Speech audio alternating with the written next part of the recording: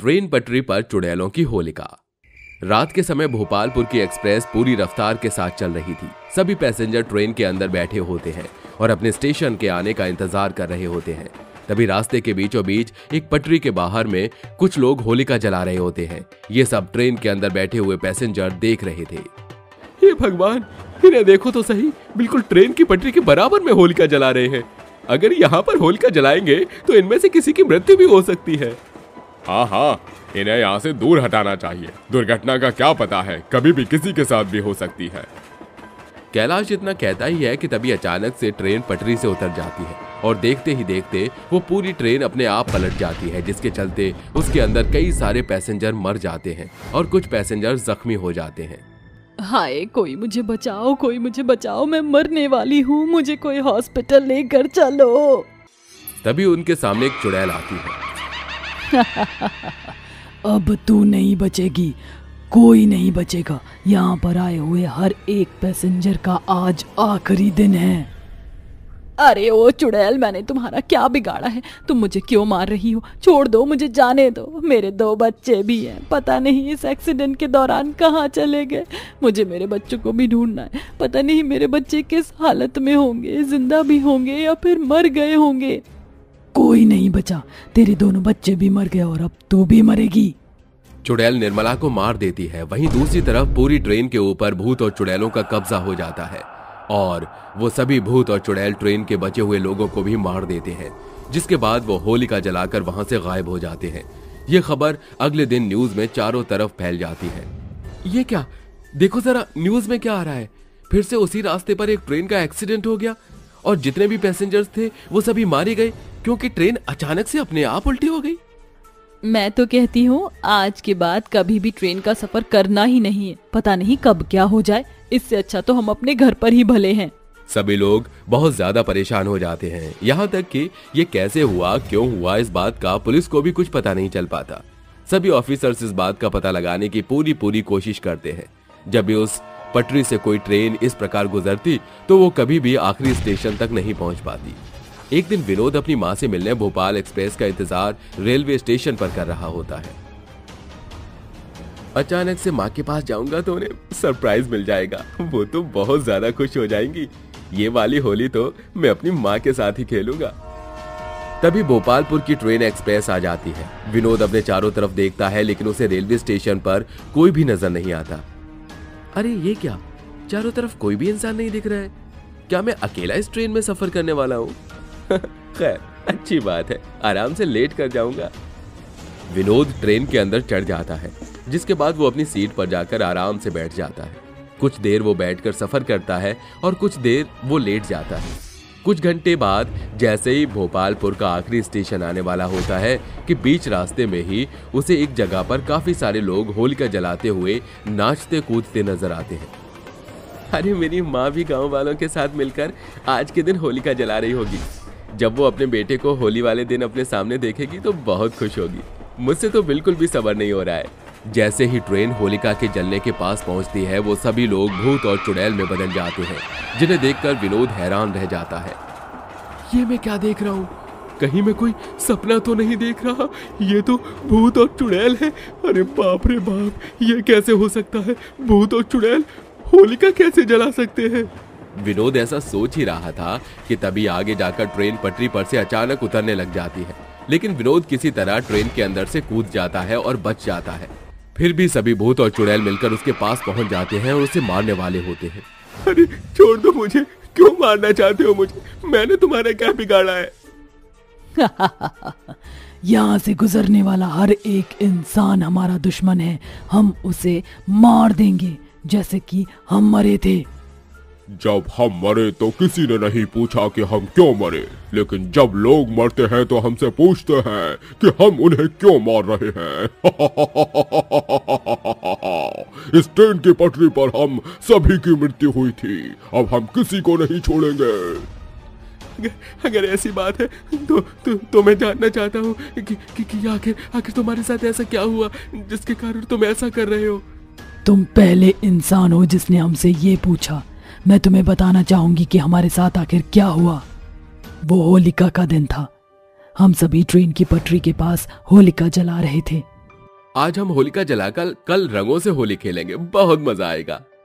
चलो चलो, देर किए बिना होलिका जला दो। हाँ, हम सभी मिलकर इस होलिका को जलाएंगे। सभी ने मिलकर होलिका को जला दिया, जिसके बाद वो सभी वहां पर नाचने कूदने लगे और एक दूसरे को थोड़ा थोड़ा गुलाल भी लगाने लगे। देखते ही देखते वहां पर ट्रेन आनी शुरू हो गई। अरे देखो, सामने से ट्रेन आ रही है। अरे ये तो बहुत अच्छी बात है। ट्रेन हमारे करीब आती गई। हमें नहीं पता था कि उस दिन हमारी आखिरी होलिका होगी। देखते ही देखते ट्रेन की पटरी अचानक से टूट गई और ट्रेन पटरी से उतरकर हमारी ओर आने लगी, जिसके चलते हम सभी उस एक्सीडेंट के दौरान वहीं मर गए। वो हमारा आखिरी दिन था, लेकिन मरने के बाद भी हम लोगों को शांति नहीं मिली। हे भगवान, ये तो तुम्हारे साथ बहुत बुरा हुआ, लेकिन आगे क्या हुआ?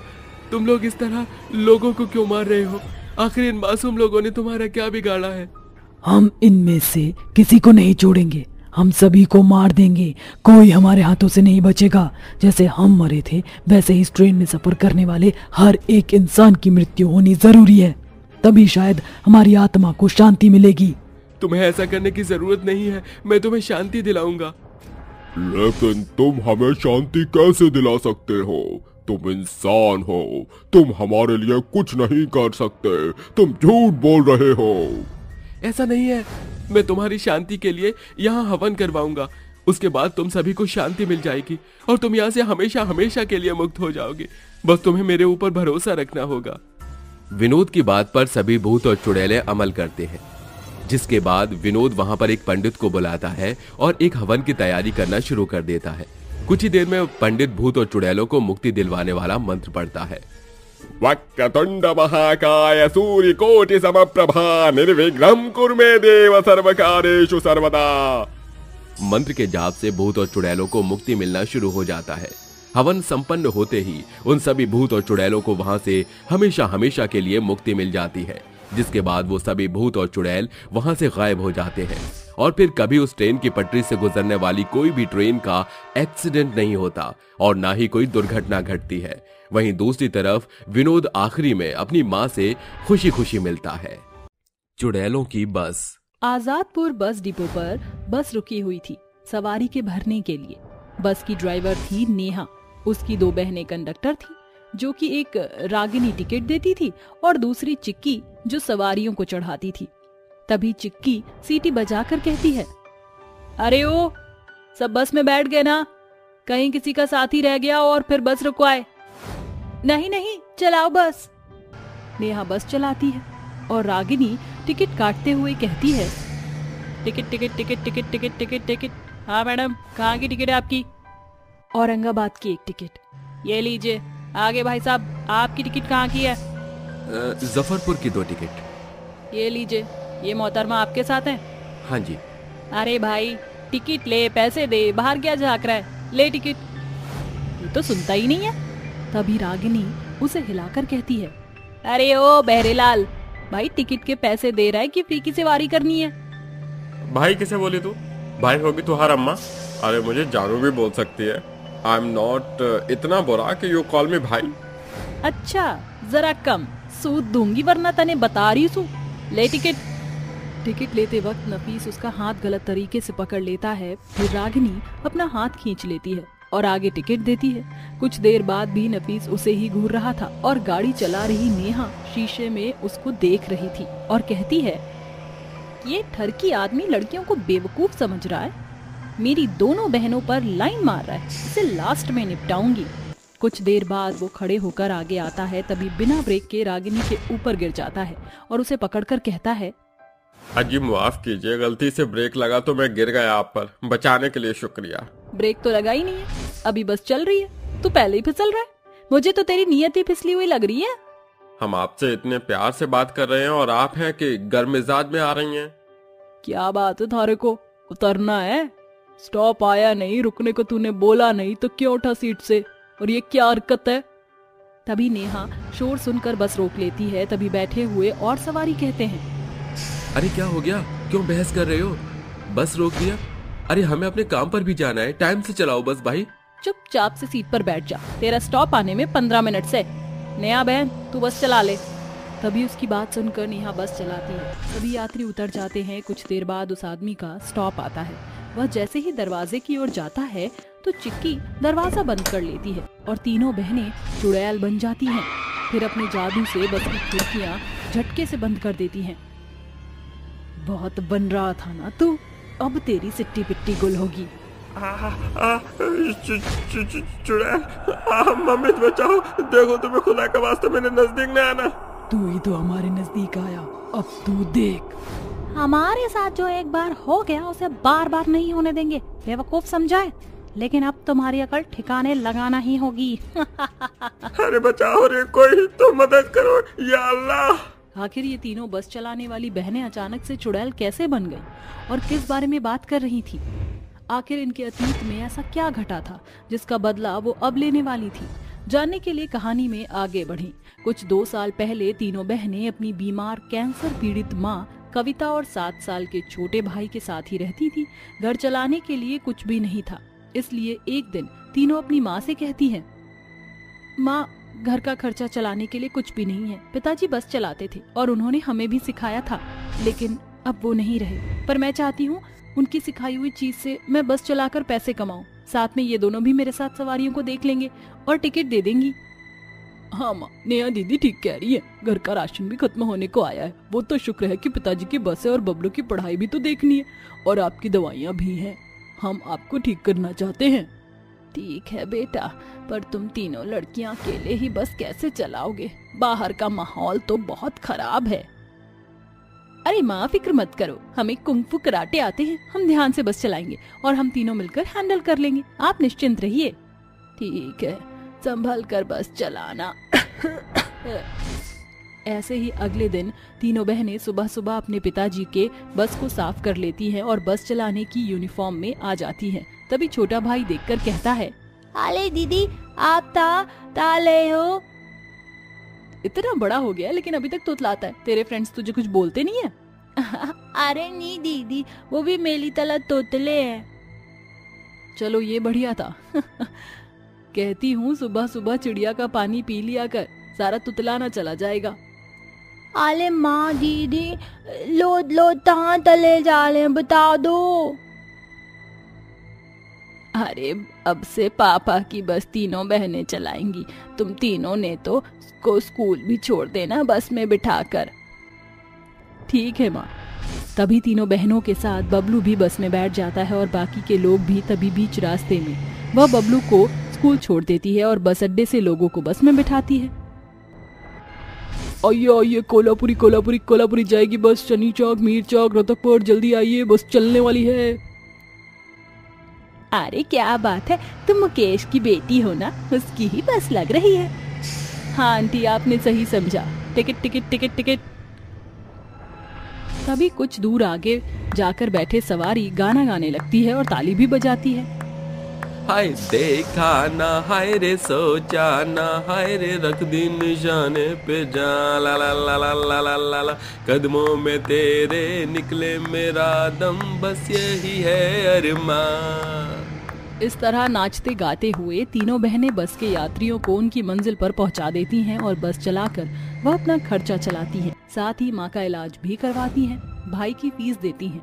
पर एक दिन बस में 2 मवाली रघु और बिरजू आते हैं, जिनकी टेढ़ी नियत चिक्की और रागिनी पर थी, जिन्हें छेड़ने के लिए वो गाना गाने लगते हैं। किसी रोज उनसे मुलाकात होगी, मेरी जान उस दिन मेरे साथ होगी, मेरा दिल है प्यासा, मेरा दिल अकेला, मेरी महबूबा। अरे मैडम, जरा हमारा भी टिकट काट लो। लो टिकट। अरे मेरे साथी का भी दे दो, वो जो गाना गा रहा है ना आपकी बहन के लिए। टिकट लेते वक्त बिरजू रागिनी का हाथ पकड़ लेता है, जिसके बाद रागिनी तिल मिलाते हुए एक जोर का चाटा बिरजू को मार देती है। ए लड़की, तेरी इतनी हिम्मत कैसे हुई मेरे दोस्त पर हाथ उठाने की? जैसे तुम दोनों की हिम्मत हुई बदतमीजी करने की। सही किया है चिक्की तूने। तुम दोनों ने इतने सारे जनों के आगे मुझे थप्पड़ मारकर अच्छा नहीं किया है। क्या हुआ? कुछ नहीं दीदी, कुछ लोगों को उनकी सही जगह दिखा दी मैंने। तभी एक एक करके सभी सवारी अपने स्टॉप पर उतर जाते हैं और वह दोनों बैठे ही रहते हैं। तभी दोनों एक दूसरे को इशारा करते हैं और बस का दरवाजा बंद करके कहते हैं, बहुत बार नहीं थी ना तुम दोनों, अब बताता हूँ।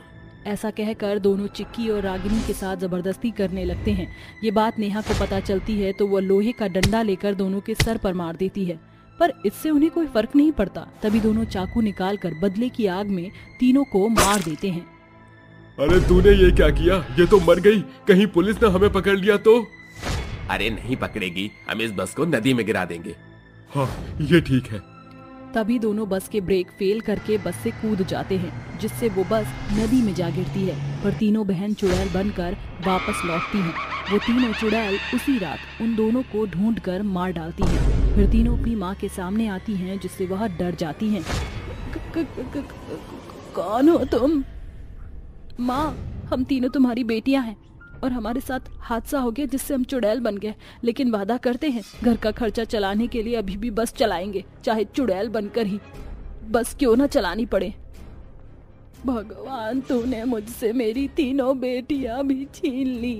उस रात तीनों अपनी माँ के साथ रहती हैं। फिर एक दिन नफीस भी बस में आकर वही हरकत करता है। तभी तीनों चुड़ैल उनके सामने आकर कहती हैं, अब तुझे हमसे कोई नहीं बचा सकता। ऐसी हरकत करने वालों को तो हम एक मौका नहीं देते हैं, सीधा मार डालते हैं। और अब तू गया।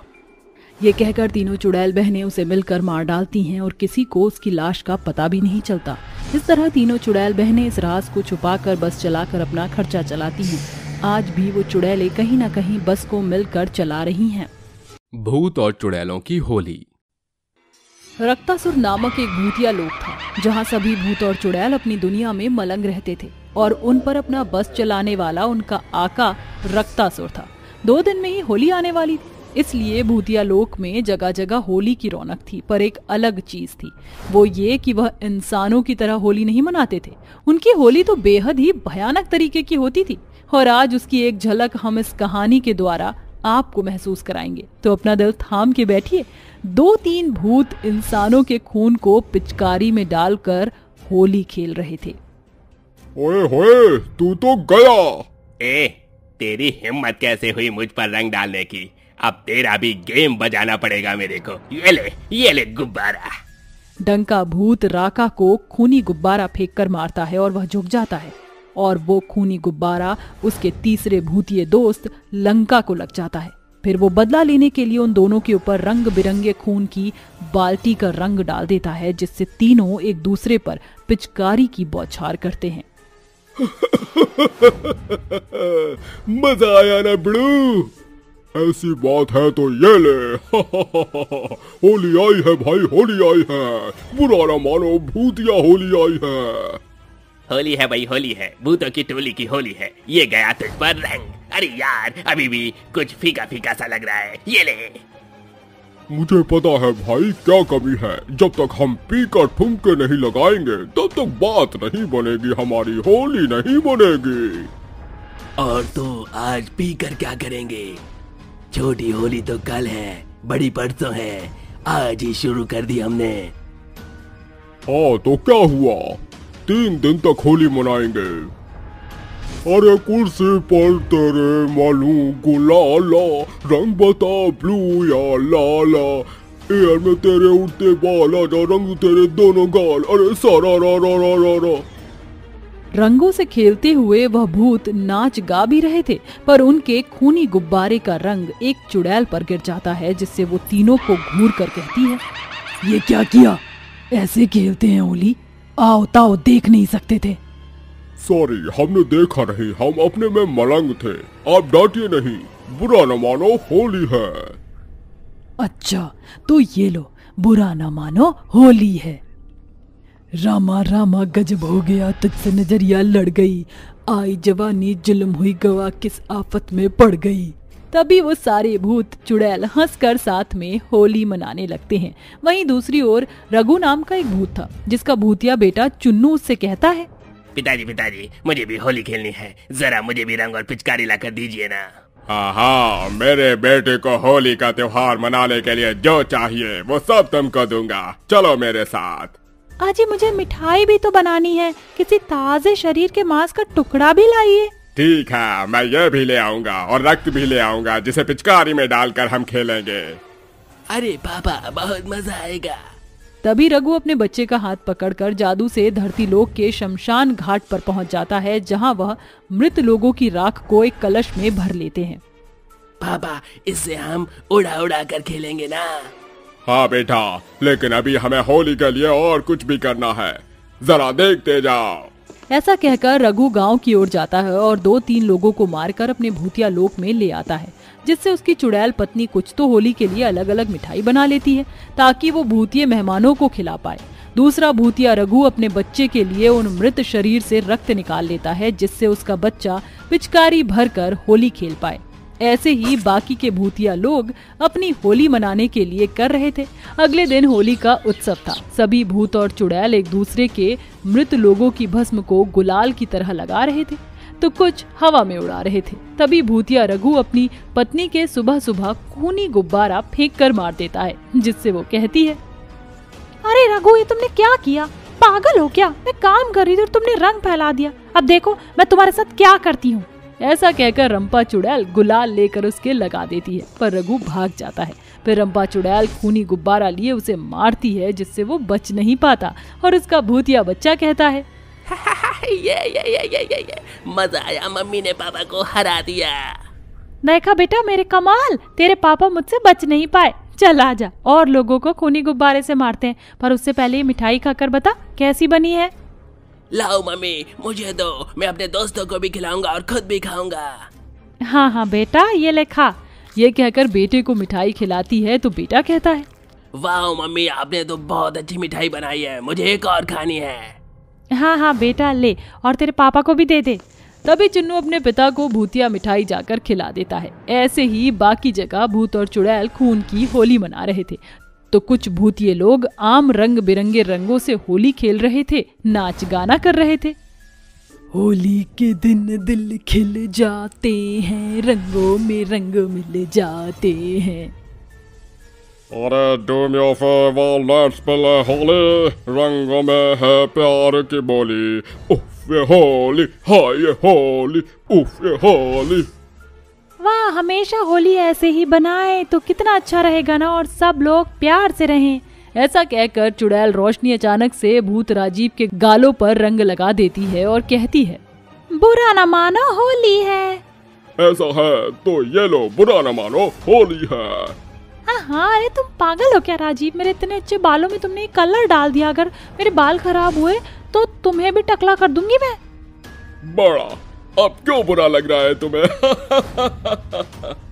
वो सब होली मजे से खेल ही रहे थे कि तान्या नाम की एक चुड़ैल चाकू लिए भूतिये राजीव को मारने आती है। तभी ये सब होता हुआ रोशनी देखकर उसे धक्का मारती है और कहती है, तुम्हारी हिम्मत कैसे हुई मेरे पति को मारने की, और कौन हो तुम?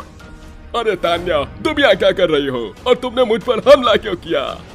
मेरी जिंदगी बर्बाद करके तुम यहाँ अपनी पत्नी के साथ होली मना रहे हो। मैं ऐसा नहीं होने दूंगी, इसलिए मैं तुम्हें मारने वाली थी, पर तुम्हारी पत्नी बीच में आ गई। अब सबसे पहले इसी को ही मारूंगी। इसने मुझे तुमसे छीना है, इसी की वजह से तुमने मुझसे शादी करने से मना कर दिया। देखो तान्या, मैंने तुम्हें पहले भी कहा था मैं तुमसे प्यार नहीं करता, और आज भी यही कहता हूँ, इसलिए मुझे कुछ मत बोलो। प्यार जबरदस्ती नहीं होती, तो शादी कैसी? नहीं, मैं नहीं मानती। मैं तुम्हारी पत्नी को आज मार कर ही रहूंगी। तान्या चुड़ैल उसे मारने के लिए अग्नि अस्त्र को लेकर उस पर वार करती है, पर उसका वार एक शीशे से टकराकर उल्टा उस पर आ जाता है और वह जलने लगती है। बचाओ, कोई मुझे बचाओ, मैं जल रही हूँ।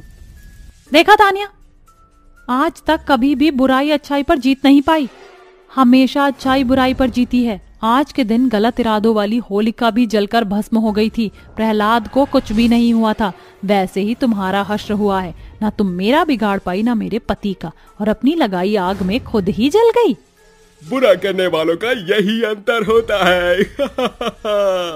इस तरह तान्या चुड़ैल जलकर भस्म हो जाती है और सब लोग खुशी खुशी होली मनाते हैं। इससे हमें ये सीख मिलती है कि बुराई कितनी भी बड़ी क्यों ना हो, लेकिन जीत हमेशा सच्चाई की होती है। हमारी ओर से आप सभी को happy Holi and safe Holi.